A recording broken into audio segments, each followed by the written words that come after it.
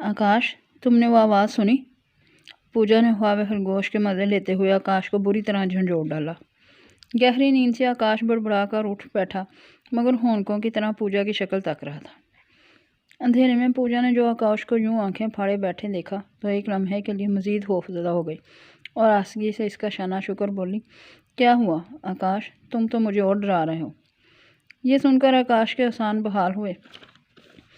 उसने घड़ी की जानब निगाह दौड़ाई जो 3:15 बजा रही थी। आकाश ने पानी का गिलास उठाया और एक ही सांस में खाली कर दिया। फिर चादर में सुकड़ी सिमटी पूजा की तरफ पलटा और नरमी से बोला, तुमने फिर कोई डरावना ख्वाब देखा होगा। यूं छोटी छोटी बातों पर खौफज़दा हो जाना कोई अच्छी बात नहीं है। तुम्हारी तसल्ली के लिए सुबह को मैंने स्टोर रूम भी अच्छी तरह देख लिया था, वहाँ कोई भी नहीं है। पूजा रुहासी होकर बोली, मगर वो छिपकली। आकाश ने इसकी बात काट दी। ये सब तुम्हारा वहम है। वो छिपकली जहाँ से घूमती फिरती आई थी वहीं वापस चली गई है। तुम दिन भर आस पड़ोस की औरतों से भूत प्रीत के किस्से सुनती हो और रात को मुझे परेशान करती हो। अब सो जाओ और मुझे भी सोने दो। सुबह दुकान पर भी जाना होता है। तुम्हारी तरह दिन भर घर पर फारग नहीं पड़ा रहता। पिछले 1 हफ्ते से ये मामूल था कि रात को ठीक 3 बजे के आसपास कमरे में तेज़ भनभनाहट का शोर होता था। फिर कुछ देर बाद खामोशी छा जाती थी। इस दौरान पूजा अपने कानों पर तकिया रख लेती थी और धीरे धीरे नींद की वादी में उतर जाती थी। लेकिन आज इस भनभनाहट में किसी दरिंदे की हल्की सी गुर्राहट भी नुमाया थी। पूजा कोशिश के बावजूद अपने डर पर काबू ना पा सकी और इसने करीब सोते आकाश को जगा दिया। लेकिन वो जैसे ही जागा अजीबोगरीब आवाज़ें भी थम गईं। ऐसा नहीं था कि पूजा को कोई वहम हुआ था, बल्कि इसने 1-2 मरतबा इन आवाज़ों का महवर जानने की कोशिश भी की थी। आकाश के इल्म में ये बात आई थी, मगर इसने ये कहकर टाल दिया था कि घर के अतराफ लगे पेड़ पौधे शहद की मक्खियों और भंवरों का मस्कन है, ज़रूर ये आवाज़ें वहीं से आती होंगी। अगली सुबह आकाश अपने वक़्त पर उठ गया। पूजा ने इसके लिए नाश्ता तैयार किया और वो नाश्ते के बाद चुपचाप अपनी बाइक संभाले दुकान रवाना हो गया। पूजा ने शुक्र मनाया कि वो गुज़श्ता रात के वाक़े को भूल चुका था, वरना सुबह सुबह पूजा को अच्छा खासा लेक्चर सुनने को मिल जाता। आकाश वैसे तो दिल का बहुत अच्छा था, पूजा का बेइंतहा ख्याल भी रखता था। बस इसे पूजा की एक आदत नापसंद थी कि वो बहुत जल्द कही सुनी बातों पर यकीन करके परेशान हो जाया करती थी। अब यही बात ले लो, इस घर में शिफ्ट हुए महीने भी नहीं हुआ था कि पड़ोसियों की बातों में आकर इसे ये घर ऐसे भी लगने लगा था, जबकि बड़ी मुश्किल से ये घर इसे मिला था, क्योंकि ये मोहल्ला शहर में वाहिद था जहाँ तमाम के तमाम लोग हिंदू थे। देखा जाए तो इसमें पूजा का भी कोई कसूर ना था। घर में शिफ्ट हुए दूसरा ही दिन था कि वो बड़े एहतमाम से फिरनी को पका सलीके से मिट्टी के प्याले में जमा सुरखवान पोश से ढक पड़ोस में रहने वाली लक्ष्मी चाची के यहाँ जा पहुँची। लक्ष्मी चाची के घर पर दस्तक हुए तो बेवकत की मेहमानदारी के हाल से इनका मुंह बन गया। बड़बड़ाते हुए दरवाज़ा खोलो तो सामने शोह रंग की साड़ी में मलबूस एक धान पान सी लड़की को खड़े पाया। अभी वो इसे गौर से देख ही रही थी कि फिरनी से लबालब प्याले ने इनकी तवज्जो अपनी जानिब मबजूल करा ली। लक्ष्मी चाची की आंखों में तेज़ तेज़ रोशनी आई और उन्होंने एक लम्हा भी ज़ाया किए बगैर इसके हाथ से प्याला उचक लिया कि क्या पता वो अपना इरादा तब्दील कर ले। कौन घर से आई हुई बिटिया रानी, पहले तो कभी नहीं देखा। पूजा ने साड़ी का पल्लू सर पर जमाते हुए कहा, हाँ चाची, मैं आपकी नई पड़ोसन हूँ। हम कल सुबह को ही उमरकोट से यहाँ शिफ्ट हुए हैं। लक्ष्मी चाची कुछ शशोपंज में पड़ गईं। किस घर में? साथ ही उन्होंने पूजा को अंदर आने का रास्ता भी दे दिया। पूजा अंदर आकर तख्त पर बैठ गई और दिलचस्पी से चाची के सेहन में लगे रंग बिरंगे परिंदों से भरे पिंजरे को देखने लगी। इतनी देर में चाची इसके लिए शरबत बनाकर ले आई। टुक टुक कर क्या देख रही हो? अब इस घर में बात करने वाला कोई भी जिंदा नहीं है, सिर्फ ये परिंदे हैं। लक्ष्मी चाची आ भरते हुए बोली तो पूजा इनकी जानब मुतवज्जा हो गई और शरबत का गिलास इनके हाथ से लेते हुए बोली, ये परिंदे बहुत खूबसूरत हैं चाची, इंसानों से कहीं ज़्यादा पुरखलूस और वफादार। वैसे आप यहाँ कब से रह रही हैं? मुझे तो अब ये याद भी नहीं है कि मैं कब से यहाँ रह रही हूँ। कोई 30 साल पहले रामलाल मन ने अपनी घरवाली बनाकर लाया था सरहद पार से। बस तब से यहाँ हमारा संसार होवे है और ससुरा तो ब्याह के 6 साल बाद ही मर गयो। हमारा एक बिटुआ भी था अर्जन, वो मुआ भी हमारे साथ ज़्यादा दिन ना रह सका। 10 साल की उम्र में बुखार हुआ और वो भी अपने बापू पास चला गयो। बस तुम सुनाओ बिटिया, कौन घर में रहने आई हो?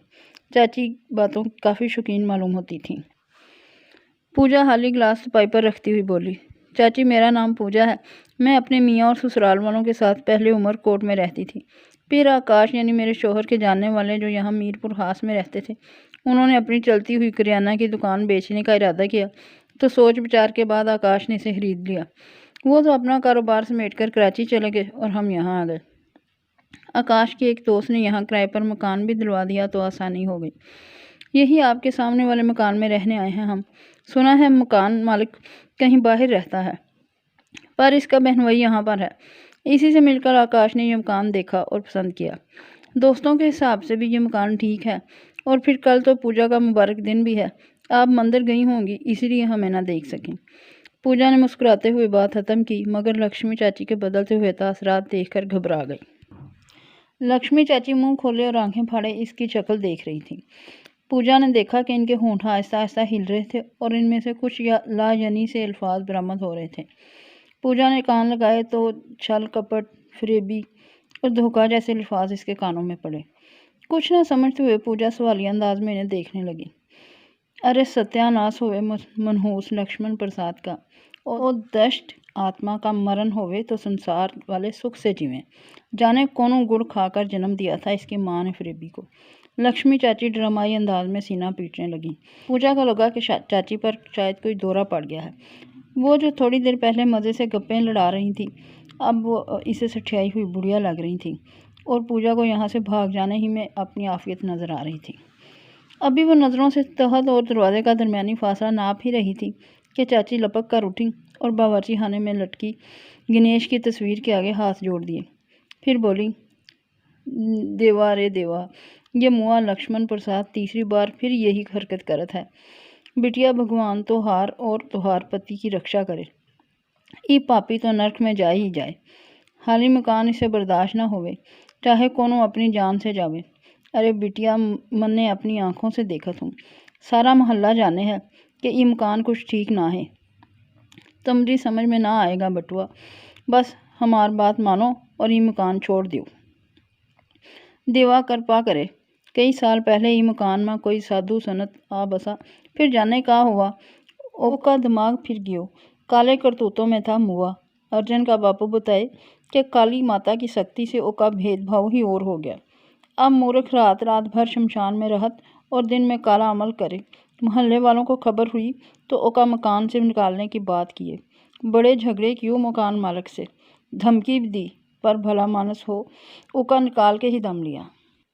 लक्ष्मी चाची सांस लेने को रुकी तो पूजा बेख्तियार बोल पड़ी, फिर? चाची ने आसमान की तरफ देखा और बोली, फिर का बेटा, ओ मूर्ख यहाँ से चला तो यूँ है, पर ओका आत्मा यहीं पर है। लोग बोलत हैं कि ई मकान को श्राप दे गया ओ पापी, कोई ई मकान में रह ना सकत। जो आया ओका बड़ा नुकसान हुआ। अपनी आंखों से देखत हूँ कि लोग रात को चीख चिल्लात हैं और सुबह को भाग जावत हैं। 6 साल पहले ई मकान में कोई 4 ईसाई लोंडे रहन वास्ते आए थे। यहीं करीब के बाजार में नौकरी करत थे। पहले एक छत से गिरा और टांग तुड़ा ली। गिरजे से पढ़न वास्ते किसी को लेकर भी आए, पर वो पापी बहुत शक्तिशाली है। एक रात मैंने अपनी आंखों से देखूँ हूँ कि वो लोंडे चिपकते चलाते अपने लंगड़े और अंधे दोस्तों को कांधे माँ उठाए भागे चले जाते थे। घर में सारा सामान भी छोड़ दियो। मैंने कुछ तो और ना देखूँ ना जानूँ हूँ, बस इतना जरूर समझूँ हूँ कि मकान में कुछ तो गड़बड़ है। ससुरा लक्ष्मण प्रसाद, भगवान वो पापी को उठावे। लालची बंदर। मकान मालिक तो जानत भी ना होगा कि ओका बनवाई पैसों की खातिर का खेल रचाई है। पूजा सुन सी बैठी लक्ष्मी चाची की ज़ुबानी ये किस्सा सुन रही थी। इसके तो वहमो गुमान में भी नहीं था कि यूं नए शहर में आकर इसे इस नई परेशानी का सामना करना पड़ जाएगा। परेशानी भी ऐसी कि जिसका कोई वजूद ही ना हो। इसे आज भी अच्छी तरह याद था कि जब वो छोटी सी थी तो बुआ हमेशा इसे सेहन में लगे बड़े से बरगद के नीचे बिठाकर इसकी कंघी चोटी किया करती थी। एक मरतबा बाल बनवाते बनवाते 10 साला पूजा की निगाह गैर इरादी तौर पर दरख्त की एक घनी शाह पर जाकर जम गई। इसने देखा कि पत्तों के पीछे से बर्फ़ जैसी सफ़ेद रंगत और अंगारे जैसी आंखों वाली कोई मखलूक इसे घूर रही है। पूजा की तो चीख ही निकल गई थी। बुआ उछल पड़ी थी और कमरे से अम्मी और दादी भी भागी भागी आई थी।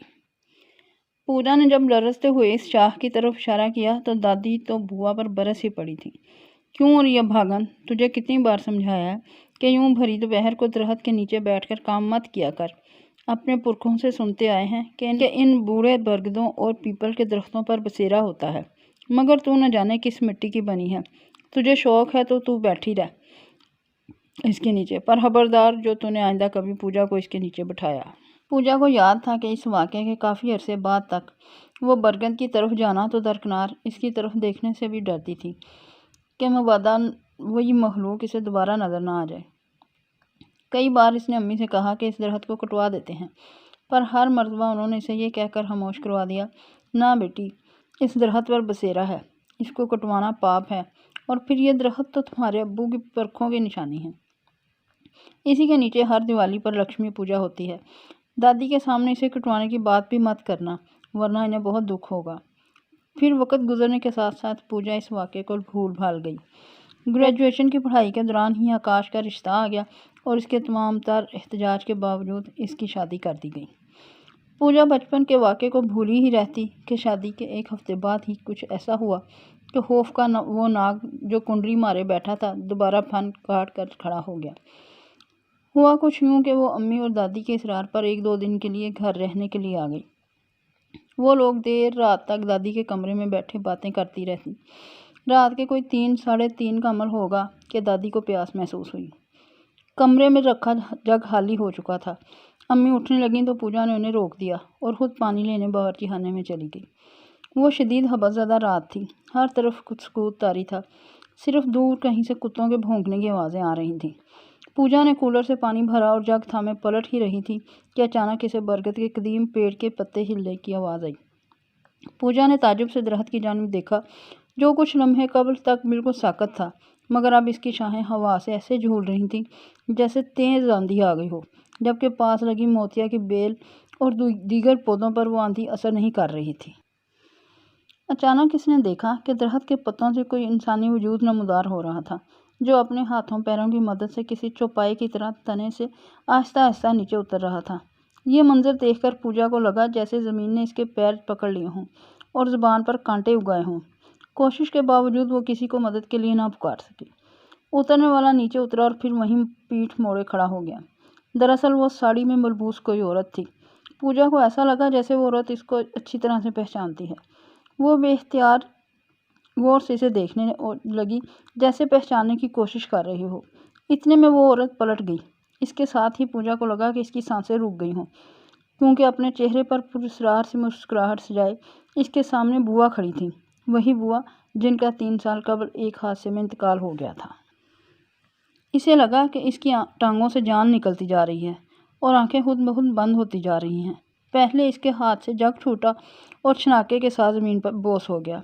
सुनाटे में इसकी आवाज़ दूर तक गई और फिर वो तेवरा कर गिर पड़ी। 3 दिन लगातार बुखार में फनकने के बाद जब इसे होश आया तो वो कुछ बताने की पोजीशन में नहीं थी। आकाश इसे घर वापस ले गया और जी जान से इसकी खिदमत की। चंद ही दिनों में वो भली चंगी हो गई, मगर वो वाक़या इसे अब भी रातों को जागने पर मजबूर कर देता। इसे बार बार बुआ की आंखें याद आती, जो किसी मुर्दे की तरह सफ़ेद थीं। इसने मेके जाना भी कम कर दिया था, क्योंकि वहाँ जाकर इसे यूँ लगता कि बुआ वही सफ़ेद सफ़ेद डेलों वाली आंखों के साथ किसी भी कमरे से अचानक बरामद हो जाएंगी। अम्मी के इसरार पर इसने रात वाला वाक़या बता दिया, जिसे सुनकर वो चुपकी हो रही। पूजा जानती थी कि वो भी मजबूर हैं। दादी और अब्बू कभी भी इस दरख्त को काटने की हामी ना भरते। इसलिए जब इस वाक़े के 6 माह बाद आकाश के हालू ने इनसे अपनी दुकान बेचने का जिक्र किया तो पूजा ही के ज़ोर देने पर आकाश वो दुकान खरीदने पर तैयार हो गया और वो इन यादों से पीछा छुड़ाने की खातिर उमरकोट से दूर मीरपुर खास आ बसी। मगर अब लक्ष्मी चाची की ज़बानी ये किस्सा सुनकर इसे लगा कि यादें किसी अजदहे की मानित मुँह खोले इसे हड़पने के लिए बेकरार हैं। वो इतनी खुशी खुशी फिरनी लेकर चाची के घर आई थी और अब अफसरदा सी छोटे छोटे कदम उठाती अपने घर को लौटी। घर में सब कुछ नॉर्मल था, अभी तो इसकी काफ़ी सेटिंग भी बाकी थी। शाम को जब आकाश वापस आया तो खाना खाते हुए पूजा ने लक्ष्मी चाची की ज़बानी सुना हुआ किस्सा दोहराया। ये सुनकर बजाय आकाश फिक्रमंद होता, वो उल्टा पूजा पर चढ़ दौड़ा। वाकई, मतलब तुम इतनी पढ़ी लिखी होकर भी भूत प्रीत और गैर मावराई चीज़ों की खुराफात पर यकीन रखती हो। مجھے تو سن کر حیرت ہو رہی ہے کہ اس جاہل گنوار چاچی نے تمہیں یہ بے تکا سا قصہ سنایا اور تم جھٹ مجھے سنانے بیٹھ گئی۔ پوجا بی بی، یہ 21ویں صدی ہے، یہاں پر پیسہ ہی سب سے بڑا جن ہے۔ تم بھی اپنا دل کاموں میں لگاؤ اور دوبارہ تمہارے منہ سے یہ اوٹ پٹانگ باتیں نہ سنوں۔ اور ہاں، یہ لکشمی چاچی جو بھی ہے، اس سے دور ہی رہو تو اچھا ہے۔ اسے تو مفت کی بے وقوف مل گئی باتوں میں پھنسانے کے لیے۔ اس رات آکاش دیر تک بڑبڑاتا رہا۔ پوجا جانتی تھی کہ آکاش ان باتوں پر یقین نہیں رکھتا، اور اگر وہ اسے عمر کوٹ میں خود پر بیتے ہوئے واقعات بھی سنا دیتی تو وہ کوئی نہ کوئی توجہ پیش کر کے جھٹلا دیتا اور مذاق الگ اڑاتا۔ اس لیے پوجا نے اچھی بیویوں کی طرح خاموش ہو جانا ہی مناسب سمجھا۔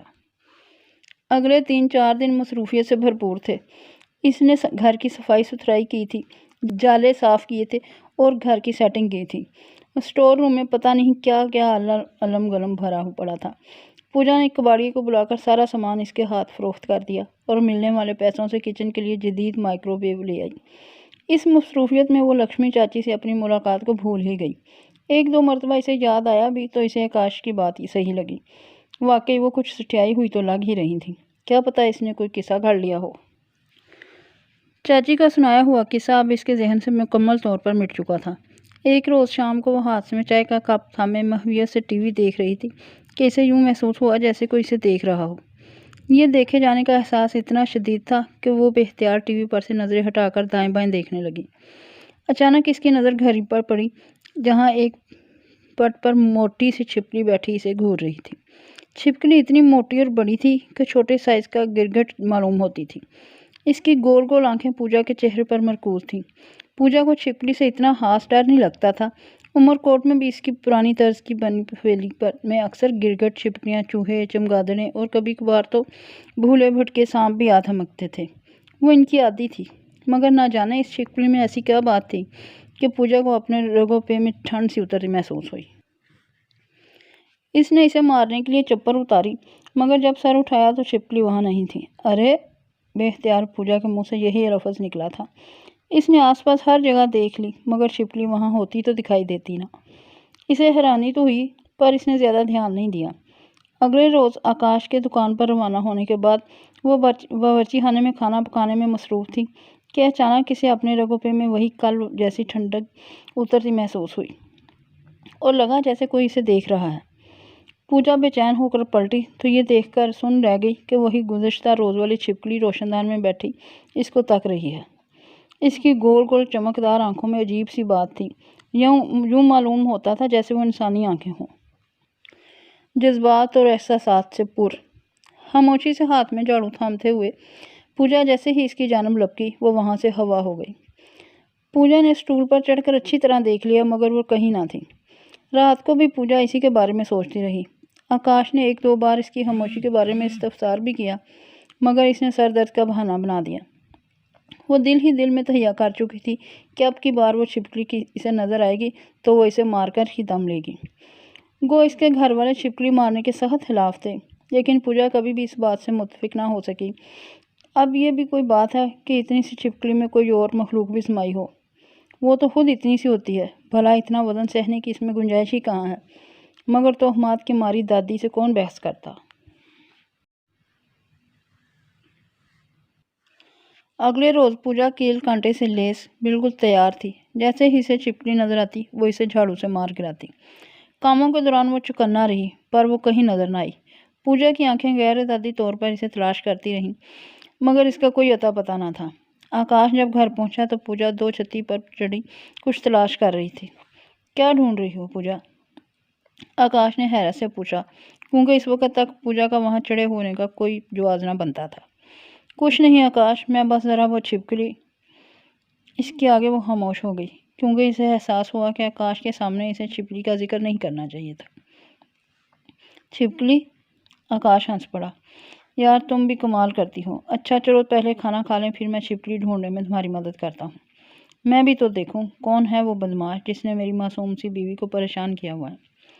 یہ سن کر پوجا مسکراتی ہوئی نیچے اتر آئی اور کسی ہندو دیوی کی طرح مذاقن ہاتھ کھڑا کرتی ہوئی بولی، جی جی سرتاج، پہلے آپ نہا دھو لیں، پھر کھانا بھی اوش مل جائے گا۔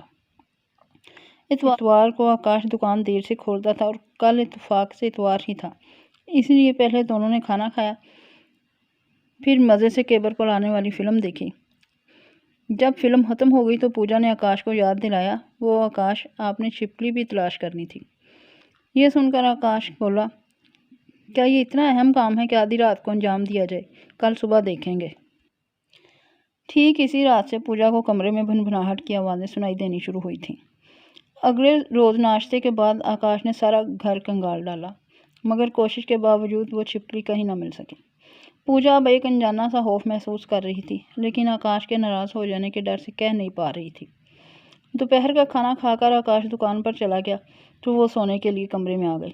رات بھر اس مسلسل بھنبھناہٹ نے اسے ٹھیک سے سونے نہیں دیا تھا۔ وہ آرام کے خیال سے آنکھیں موند کر لیٹ گئی۔ کچھ دیر گزری، پھر اسے یوں محسوس ہوا جیسے کوئی اس کے سرہانے کھڑا ہے۔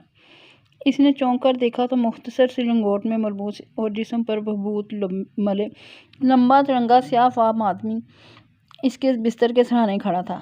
اس کے چہرے سے شدید غصہ ہویدا تھا اور وہ اپنی انگاروں جیسی سرخ آنکھوں سے پوجا کی طرف دیکھ رہا تھا۔ اس نے پوجا کو اپنی طرف دیکھتا پا کر اپنی انگلی کھڑی کی، جیسے تنبیہ کر رہا ہو۔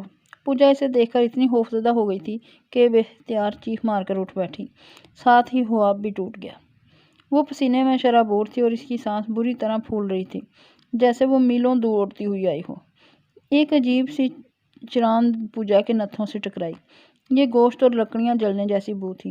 پوجا جانتی تھی کہ یہ مانوس بو تو شمشان گھاٹ سے اٹھتی تھی، جب وہاں لاشوں کو نظر آتش کیا جاتا تھا۔ اس کا دل اچھل کر حلق میں آ گیا۔ وہ تیزی سے چپل پہننے کے لیے کھڑی ہوئی تو سامنے اسی چھپکلی کو بیٹھا پایا جو ویسے ہی کینہ توز نظروں سے اسے گھور رہی تھی۔ پوجا کو اچھی طرح یاد تھا کہ ابھی چند لمحے قبل خواب میں اس نے سیاہ فام شخص کو بھی ٹھیک اسی جگہ پر کھڑے دیکھا تھا، اور یہ 100% وہی آنکھیں تھیں جو اس نے خواب میں بھی دیکھی تھیں۔ پوجا کے منہ سے بے اختیار ہنومان چالیسا کے الفاظ برآمد ہونے لگے، جو اس کی دادی نے بچپن میں اسے سکھائے تھے۔ وہ زور زور سے منتر کا جاپ کرتی دیوانہ وار بھاگتی ہوئی گھر کا دروازہ کھول کر باہر نکل گئی اور لکشمی چاچی کا دروازہ دھڑ دھڑانے لگی۔ یہ جھٹپٹے کا وقت تھا، گویا چہل پہل اور رونق کا وقت ہوتا ہے، لیکن اس روز اطراف میں موت کا سا سناٹا طاری تھا، نہ کوئی آدم نہ آدمزاد۔ وہ اور زور زور سے دروازہ بجانے اور چاچی کو چیخ چیخ کر پکارنے لگی۔ اس کا دل مانو کانوں میں دھڑک رہا تھا اور دہشت سے رواں دواں کھڑا تھا۔ اتنے میں ہلکی سی آواز کے ساتھ دروازہ خود بخود کھل گیا۔ اس نے دروازے کو آہستہ سے دھکیلا اور چاچی کو آواز دیتی اندر داخل ہو گئی۔ گھر میں مکمل خاموشی چھائی ہوئی تھی، یہاں تک کہ چاچی کے پالتو پرندے بھی خاموش بیٹھے تھے۔ پوجا کا دل کسی انہونی کے خیال سے بری طرح دھڑک رہا تھا۔ اس نے ڈرتے ڈرتے چاچی کو دوبارہ آواز دی، مگر کوئی جواب نہ آیا۔ پوجا باورچی خانے کے نزدیک پہنچی تو اسے وہی جلے ہوئے انسانی گوشت کی چراند آئی۔ اس نے ناک پر ہاتھ رکھ کر اندر جھانکا تو سامنے کا منظر اسے بے ہوش کر دینے کے لیے کافی تھا۔ سامنے چھوٹے سے باورچی خانے میں لکشمی چاچی پیڑھی پر بیٹھی تھیں، مگر وہ زندہ نہیں تھیں، بلکہ ان کی جلی ہوئی سوختہ لاش سامنے رکھی ہوئی تھی۔ سینے پر عین دل کے مقام پر ایک بڑا سا سوراخ تھا، اور وہی سیاہ فام خون سے سنے ہوئے چہرے اور ہاتھوں کے ساتھ وحشیوں کی طرح ان کا دل چبا رہا تھا۔ پوجا کو دیکھ کر وہ ہلکے سے گرایا اور لاش کو چھوڑ کر اس پر جست لگا دی۔ پوجا نے ایک دلدوز چیخ ماری اور اس کی آنکھ کھل گئی۔ وہ اپنے کمرے میں اپنے بستر پر ہی لیٹی تھی۔ پنکھا پوری رفتار سے چل رہا تھا اور کھڑکی سے لوگوں کی باتوں اور گاڑیوں کے ہارن اور گزرنے کا شور اندر آ رہا تھا، گویا سب کچھ ویسا ہی تھا جو اس کے سونے سے قبل تھا۔ اس نے بھیانک خواب دیکھا تھا، اتنا بھیانک کہ اس نے پوجا کی سوچنے سمجھنے کی صلاحیت چند لمحوں کے لیے سلب کر لی تھی۔ پوجا نے دیوار کی جانب دیکھا تو وہاں کوئی چھپکلی نہیں تھی۔ کمرے میں کسی قسم کی بو بھی نہیں آ رہی تھی۔ وہ یقیناً حقیقت سے قریب تر ایک بھیانک خواب ہی تھا۔ وہ کتنی ہی دیر ایسے ہی لیٹی اپنے حواس درست کرتی رہی۔ اس کا تکیہ پسینے سے تر تھا، یوں لگتا تھا جیسے اس نے خواب میں سارے جسم کی توانائی نچوڑ لی ہو۔ خواب بھی کیسا؟ اس نے خواب میں خواب دیکھا تھا، عجب گورکھ دھندا تھا۔ رات کو سونے سے قبل پوجا نے آکاش کو اپنا عجیب و غریب خواب سنایا تو آکاش نے حسب توقع لکشمی چاچی کے سنائے گئے فرضی قصے کو اس کا ذمہ دار ٹھہرا کر الٹا پوجا کا ہی مذاق اڑایا۔ ساتھ ہی اس نے دوبارہ تنبیہ کی کہ لکشمی چاچی سے ملنے کا سوچے بھی نہیں۔ آس پاس اور بھی لوگ تھے، ان میں سے ایک دو سے ملاقات کا پوجا نے سوچا بھی، مگر انہوں نے کوئی خاص رسپانس نہ دیا تو پوجا خود ہی پیچھے ہٹ گئی۔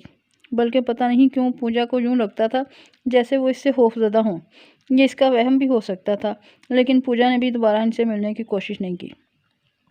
لکشمی چاچی ہی اس سے اچھی طرح سے ملی تھیں اور وہ پوجا کو اچھی بھی لگی تھیں، مگر آکاش کی وجہ سے وہ ان سے دوبارہ نہ مل سکی۔ ایک دو بار سبزی خریدتے ملاقات ہو گئی تو کھڑے کھڑے خیر خیریت پوچھ لی تھی، پھر پوجا کا سرد رویہ دیکھ کر وہ بھی خاموش ہو گئی۔ گزشتہ رات بھی پوجا نے جاگتے ہوئے گزاری تھی۔ بھنبھناہٹ کے شور میں ایک چھپی گراہٹ کی آواز اسے بار بار پریشان کر رہی تھی۔ اسے یاد آ رہا تھا کہ چند دنوں پہلے خواب میں اس نے اس سیاہ فام کے منہ سے ایسی ہی گراہٹ سنی تھی، جیسے کوئی درندہ اپنے شکار کو سامنے دیکھ کر گراتا ہے۔ آکاش دکان روانہ ہوا تو وہ اپنا سامان کھولنے لگی۔ ابھی کچھ سامان ایسا بھی تھا جو پوجا نے آکاش کے ناراضگی کے ڈر سے نہیں کھولا تھا۔ اس میں ایک چھوٹا سا صندوق شامل تھا۔ آکاش گناستک تھا، یعنی وہ بھگوان کے وجود پر یقین نہ رکھتا تھا، لیکن اس نے پوجا کو کبھی بھی پوجا پاٹ سے نہ روکا تھا۔ سسرال میں آکاش کے علاوہ اس کے ماں باپ، بہن بھائی اور بھابیاں سب مندر جاتے اور پوجا کرتے، صرف آکاش ہی ایسا تھا جو ان سے اختلاف رکھتا تھا۔ شادی کے بعد جب پوجا کو آکاش کی عادت کا علم ہوا تو اس نے سمجھانے کی بہت کوشش کی، لیکن جب آکاش نے سختی سے اسے اپنے معاملات میں دخل اندازی سے منع کر دیا تو وہ خاموش ہو۔ پوجا نے تہیہ کر لیا تھا کہ وہ ہر قیمت پر اس صندوق میں محفوظ کرشن بھگوان کی مورتی نکال کر اپنے کمرے میں رکھے گی، چاہے آکاش کتنا ہی ناراض کیوں نہ ہو جائے۔ اس نے عقیدت سے صندوق کو جھاڑا اور اٹھا کر کمرے میں لے آئی۔ کمرے میں لا کر اس نے صندوق کو بستر پر رکھ کر کھولا تو حیرت کے مارے اس کی ہلکی سی چیخ نکل گئی۔ صندوق میں بقیہ سامان تو اپنی جگہ پر تھا، لیکن مورتی کہیں نہیں تھی۔ اسے اچھی طرح یاد تھا کہ پیکنگ کرتے ہوئے اس نے خود اپنے ہاتھ سے صندوق میں دیگر چیزوں کے علاوہ جہیز میں ملنے والی کرشنا کی نازک سی مورتی بھی رکھی تھی، جو اب غائب تھی۔ پوجا کا دل چاہا کہ وہ اپنا سر پیٹ لے۔ یقیناً آکاش ہی نے وہ مورتی کہیں چھپا دی تھی۔ اس نے فیصلہ کر لیا کہ آج وہ آکاش سے وہ دو ٹوک بات کرے گی۔ بھلا اب وہ اس کے معاملات میں دخل اندازی کیوں کر رہا تھا، جبکہ پوجا نے اسے سمجھانا بھی چھوڑ دیا تھا۔ وہ دل ہی دل میں غصے سے پیچ و تاب کھاتی معمول کے کام انجام دینے لگی۔ شام سے ذرا پہلے جب پوجا صحن میں لگے پودوں کو پانی دے رہی تھی تو اسے گھر کا دروازہ کھلنے اور بند ہونے کی آواز آئی۔ آکاش آج دکان سے جلدی لوٹ آیا تھا۔ پوجا نے کوئی خاص توجہ نہ دی اور ویسے ہی پیٹھ موڑے اپنے کام میں مصروف رہی۔ کمرے میں سے کھٹر پٹر کی آوازیں آئیں، پھر باتھ روم کا دروازہ بند ہوا۔ پوجا سمجھ گئی کہ آکاش عادت کے مطابق نہانے چلا گیا ہے۔ اس نے کچن میں جا کر چائے بنائی، پھر کپ لے کر کمرے میں لوٹی تو باتھ روم بدستور بند تھا اور اندر سے آکاش کے گنگنانے اور شاور سے پانی گرنے کی آوازیں آ رہی تھیں۔ اس پر اپنی ناراضگی جتانے کی خاطر پوجا نے چائے کا کپ ڈریسنگ ٹیبل پر رکھ دیا اور خود جا کر ٹی وی لاؤنج میں بیٹھ گئی۔ بوریت سے بچنے کے لیے اس نے ٹی وی کھول دیا۔ ساتھ ساتھ اس کے کان کمرے پر بھی لگے تھے کہ آکاش باہر نکل کر چائے کا کپ دیکھے گا اور اسے موجود نہ پا کر آواز دے گا، اور ہوا بھی یہی۔ 5 منٹ بھی نہیں گزرے تھے کہ آکاش کی آواز آئی۔ وہ اسے بلا رہا تھا۔ پوجا سنی انسنی کیے بیٹھی رکھی۔ آج اس نے تہیہ کر لیا تھا کہ فیصلہ کر کے رہے گی۔ آکاش نے اسے مزید 2-3 بار آوازیں دیں، پھر خاموشی چھا گئی۔ پوجا بھی ڈھیٹ بنی ٹی وی دیکھنے میں مشغول رہی۔ چند لمحے اور گزرے۔ پوجا ٹی وی دیکھ رہی تھی کہ اچانک لائٹ چلی گئی۔ یہ تو روز کا معمول تھا۔ اس نے ٹھنڈی سانس بھر کر ریموٹ پٹھا اور موم بتی لینے کمرے میں گئی۔ شام کے سائے گہرے ہو رہے تھے، اس لیے کمرے میں تو کافی اندھیرا ہو گیا تھا۔ پوجا بڑبڑاتی ہوئی کمرے میں گئی تو دیکھا کہ آکاش کمرے میں نہیں تھا۔ اس نے موم بتی جلائی تو کمرے میں گزارے لائق روشنی پھیل گئی۔ یہ دیکھ کر اسے حیرت کا جھٹکا سا لگا کہ چائے کا کپ ویسے کا ویسا ہی رکھا تھا، بلکہ اب تو اس پر ملائی کی پپڑیاں سی جمنے لگی تھیں۔ اس نے دوڑ کر باتھ روم میں جھانکا تو وہ سوکھا پڑا تھا، یہاں تک کہ آکاش کا تولیہ اور اس کے کپڑے بھی صبح والی پوزیشن میں ٹنگے تھے۔ اسے اپنی آنکھوں پر یقین نہیں آ رہا تھا۔ ایسا کیسے ہو سکتا ہے؟ ابھی آدھ گھنٹہ قبل ہی اس نے آکاش کی محسوس چاپ سنی تھی۔ وہ گھر کا دروازہ کھول کر اندر آیا تھا، باتھ روم کا دروازہ بند ہوا تھا، پھر گنگنانے اور پانی گرنے کی آواز بھی آ رہی تھی، یہاں تک کہ باتھ روم سے نکل کر آکاش نے اسے 2-3 بار آوازیں بھی دی تھیں۔ چھوٹا سا تو گھر تھا اور پوجا کی سماعت اور دیگر حسیات اس حد تک دھوکہ بھی نہیں کھا سکتی تھی۔ پوجا نے بے اختیار آکاش کو آواز دے ڈالی، مگر حالی گھر میں گونجنے والی اپنی آواز سے خود ہی خوفزدہ ہو گئی۔ من بھر کے قدم اٹھاتی وہ کوشش کر کے کسی طرح باورچی خانے تک پہنچ گئی، مگر آکاش وہاں بھی نہیں تھا۔ پوجا کے کان سائیں سائیں کر رہے تھے اور جسم کا ہر مسام پسینہ اگل رہا تھا۔ وہ اپنی خوف سے بکھرتی ہوئی حالت پر قابو پاتی پلٹی تو اسے کمرے کے دروازے پر کوئی کھڑا نظر آیا۔ اندھیرے کے باوجود پوجا کو اس شخص کی لال لال چمکتی ہوئی آنکھیں نظر آ رہی تھیں، جیسے کسی گپ اندھیرے میں غار میں 2 انگارے روشن ہوں۔ یہ وہی سیاہ فام تھا جس کو پوجا نے خواب میں دیکھا تھا۔ پوجا اسے یوں سامنے کھڑا دیکھ کر پتھرا گئی۔ یہ شیطانی کھیل اس کی سمجھ سے بالا تر تھا۔ سیاہ فام کے منہ سے ویسی ہی حیوانی گراہٹیں بلند ہو رہی تھیں جو پوجا ہزاروں میں بھی پہچان سکتی تھی۔ اس سے پہلے کہ وہ سیاہ فام پوجا کو کوئی نقصان پہنچاتا، اچانک لائٹ آ گئی اور روشنی ہوتے ہی وہ سیاہ فام بھی غائب ہو گیا۔ پوجا نے آنکھیں پھاڑ پھاڑ کر کمرے کی جانب دیکھا، وہاں اب کوئی بھی نہ تھا۔ اسے لگا کہ اس کے حواس اس کا ساتھ چھوڑتے جا رہے ہیں اور پھر وہ چکرا کر وہیں گر پڑی۔ جب اسے ہوش آیا تو وہ اپنے بستر پر تھی اور پریشان حال آکاش اس کے سرانے بیٹھا تھا۔ پوجا نے آنکھیں کھولیں تو اس نے سکون کا سانس لیا۔ کیا ہوا تھا پوجا؟ اکیلے گھر میں ڈر گئی تھی کیا؟ میں دکان سے لوٹا تو تمہیں باورچی خانے کے باہر بے ہوش پایا۔ جانے کب سے ایسے ہی پڑی تھی تم؟ دیکھو تمہارے سر پر گھمڑ بھی ابھر آیا ہے۔ پوجا کچھ دیر تک تو ایسے ہی حالی حالی نظروں سے آکاش کی صورت دیکھتی رہی، پھر پھوٹ پھوٹ کر رو پڑی۔ پوجا کے اس طرح رونے سے آکاش کے ہاتھ پاؤں مزید پھول گئے۔ کیا ہوا ہے پوجا؟ مجھے بتاؤ تو صحیح، کیا چیز تمہیں پریشان کر رہی ہے؟ راتوں کو بھی تم بے چین رہتی ہو، کھانا ٹھیک سے نہیں کھاتی ہو۔ آخر تم مجھ سے اتنی اپنی پریشانی کب شیئر کرو گی؟ کیا مسئلہ ہے؟ آکاش کے بے انتہا اصرار پر پوجا نے آکاش کو پورے اسرار چھپکلی سے لے کر مورتیوں کے غیاب اور آج والا واقعہ بھی تفصیل سے سنا دیا، جسے سن کر آکاش کی پیشانی پر بال پڑ گئے۔ پوجا، تم مجھے اچھی طرح جانتی ہو، شادی کے بعد تمہیں میں نے کبھی بھی پوجا پاٹ سے نہیں روکا اور نہ کبھی مندر جانے سے منع کیا ہے۔ ان مورتیوں کے بارے میں مجھے کچھ علم نہیں، نہ میں نے وہ صندوق دیکھا ہے اور نہ ہی میں نے تمہاری مورتیوں کو کہیں چھپایا ہے۔ رہا وہ سیاہ فام والا قصہ تو یہ محض اتفاق ہے کہ وہ خواب والا چہرہ تمہیں آج جاگتے میں بھی نظر آ گیا۔ تم گھر پر اکیلی تھیں، ڈری ہوئی تھیں، پھر اندھیرا بھی ہو گیا تھا، اس لیے تمہارے دماغ نے اسے سامنے لا کر کھڑا کر دیا۔ مگر یہ واقعی پریشان کن بات ہے کہ وہ کون ہے جو ہمارے گھر میں گھس کر یوں دھڑلے سے یہ کارروائیاں کرتا پھر رہا ہے، اور اس کی یہ ہمت کہ آج وہ ہمارے کمرے تک آ گیا۔ میں ابھی لڑکے سے کہہ دیتا ہوں کہ ایک ہفتے تک دکان وہ سنبھالے اور میں خود گھر پر رکوں گا، دیکھوں وہ سیاہ فام ایسا ہی 30 مارحان ہے تو میرے سامنے بھی آئے۔ پوجا جانتی تھی کہ آکاش کبھی اس کی بات کا یقین نہیں کرے گا، لیکن اس کے اطمینان کے لیے یہی کافی تھا کہ وہ ابھی کچھ دنوں تک اس کے ساتھ گھر پر ہی رکے گا۔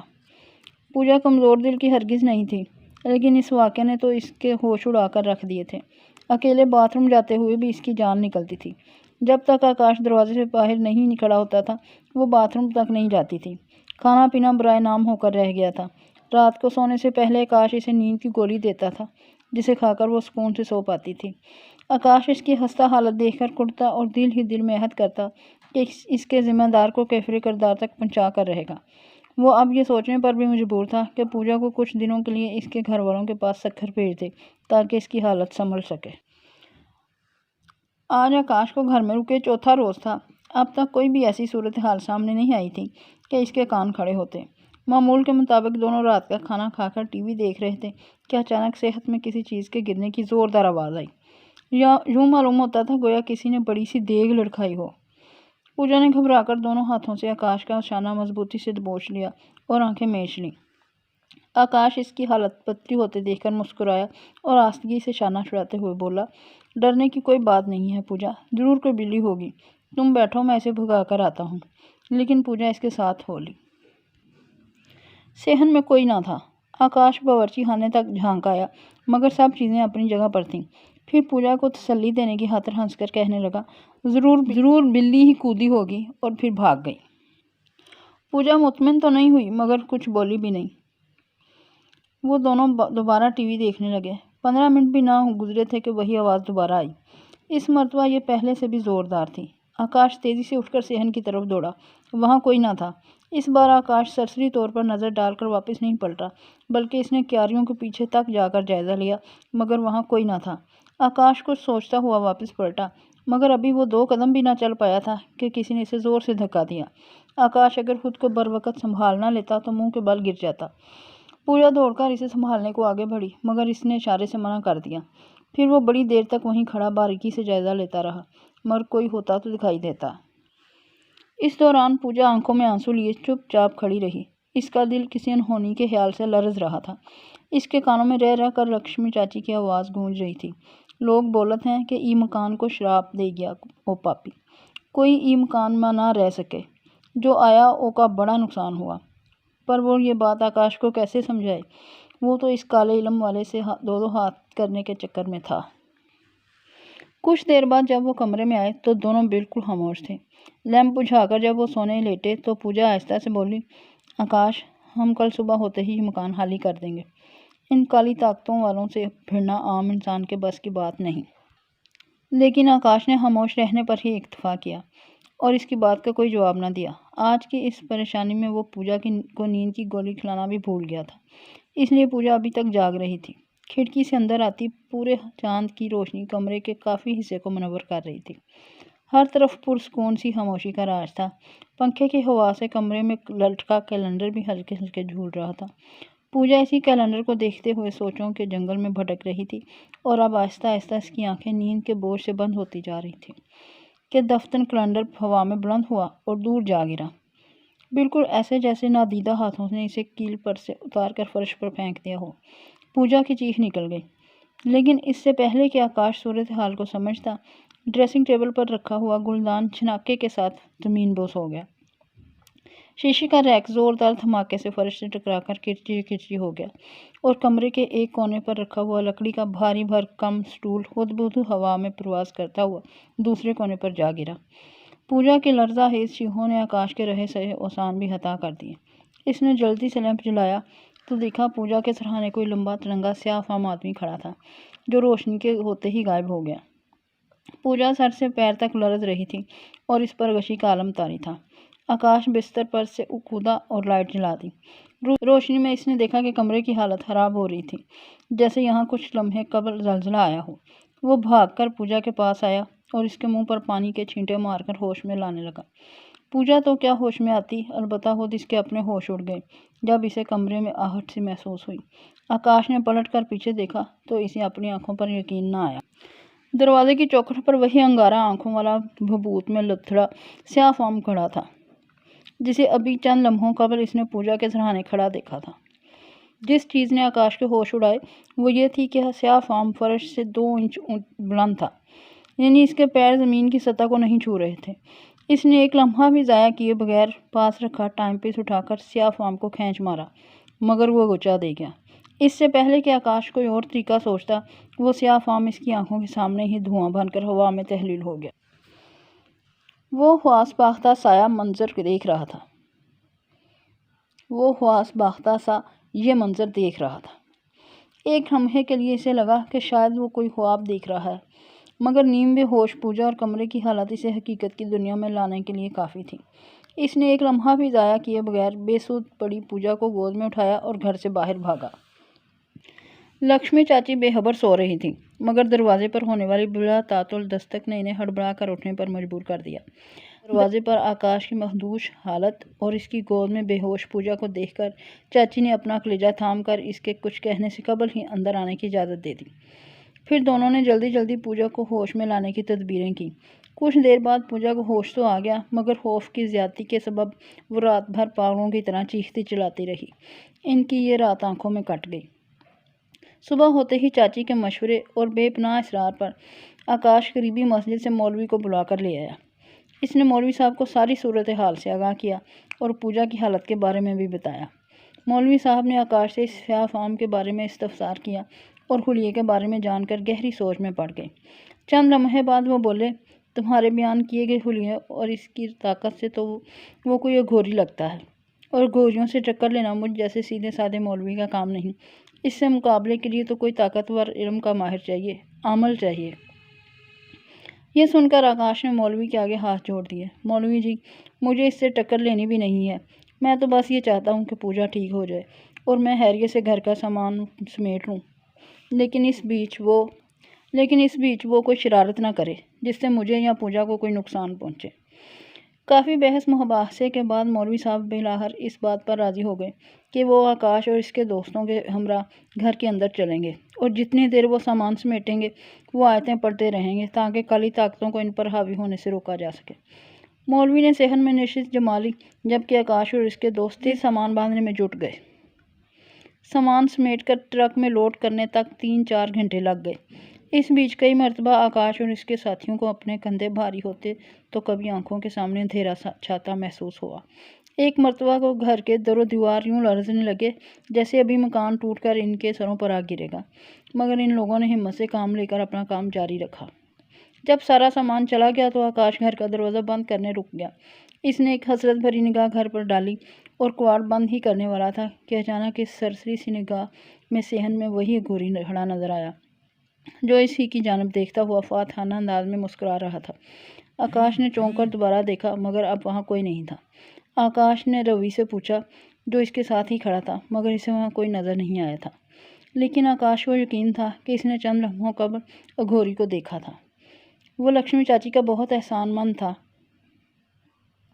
کہ اس کے سرد رویے اور نظر انداز کرنے کے باوجود انہوں نے اس کا بہت ساتھ دیا تھا۔ آس پڑوس والوں نے تو اس معاملے سے بے روحی ہی برتی اور کوئی اس کی مدد کو نہ آیا۔ ایسے میں پوجا کی بگڑی ہوئی حالت اور نیا شہر اس کے لیے آزمائش بن جاتا، مگر چاچی ان کے لیے فرشتہ ثابت ہوئیں۔ نیا گھر تلاش کرنے تک وہ ان کے اصرار پر ان کے گھر میں ہی ٹھہرے۔ تب تک پوجا بھی اس شوق سے باہر آ چکی تھی اور اس حادثے کو ایک ڈرانا خواب سمجھ کر بھلانے کی کوشش کر رہی تھی۔ چاچی نے انہیں بتایا کہ اگھوری دراصل کالی ماتا اور کالی طاقتوں کے پجاری ہوتے ہیں۔ یہ آبادی سے دور سنسان جگہوں جیسے شمشان گھاٹ اور ویران جنگلوں میں رہنا پسند کرتے ہیں۔ یہ اس قدر پلید ہوتے ہیں کہ جلی ہوئی انسانی لاشوں، جانوروں کا فضلہ اور سڑی گلی غذا کو کھا کر گزارا کرتے ہیں۔ یہ اپنے جسم پر شمشان سے انسانی راکھ اکٹھی کر کے ملتے ہیں اور نہانے دھونے سے قطعی اجتناب کرتے ہیں۔ ان کا ماننا ہے کہ جو چیز انسانوں کے لیے کراہت آمیز اور نجس ہے وہ ہمارے لیے پاک ہے۔ کہتے تو یہ اپنے آپ کو ہندو ہی ہیں، مگر ان کے غلیظ عقائد، رسم و رواج اور رہن سہن کے باعث ہندو انہیں اپنا دھرم والا تسلیم کرنے سے انکار کرتے ہیں۔ کالے جادو پر انہیں ملکہ حاصل ہوتا ہے، اس لیے لوگ ان سے دور دور رہنا ہی پسند کرتے ہیں، اور اگر کسی اگھوری سے سامنا ہو بھی جائے تو اسے کچھ دے دلا کر جان چھڑاتے ہیں۔ کوئی 40-50 برس قبل اس گھر میں ایک برہمچاری سادھو رہتا تھا۔ نہ جانے کیسے وہ ان گندے کاموں میں پڑ گیا اور اپنا دین دھرم سب بدل ڈالا۔ اس کے کالے کرتوتوں کی شکایت جب لوگوں نے مکان مالک سے کی تو اس نے مکان خالی کرانے کا تہیا کر لیا، مگر وہ سادھو مکان چھوڑ کر جانے کو تیار نہ تھا۔ جب اس سے زبردستی کی گئی تو جاتے جاتے وہ کہہ گیا کہ مکان تو میرا ہی رہے گا، چاہے اس میں رہوں یا میری آتما۔ اس دن کے بعد مکان مالک نے سر توڑ کوشش کر لی پر یہ مکان دوبارہ آباد نہ ہو سکا۔ کئی پنڈت آئے پر سب نے اس گھوری کی کالی طاقت کے آگے گھٹنے ٹیک دیے۔ آج بھی میر پور خاص کا وہ مکان اسیبی مکان کے نام سے مشہور ہے اور لوگ رات تو کیا دن میں بھی اندر جانے کے خیال سے کانوں کو ہاتھ لگاتے ہیں۔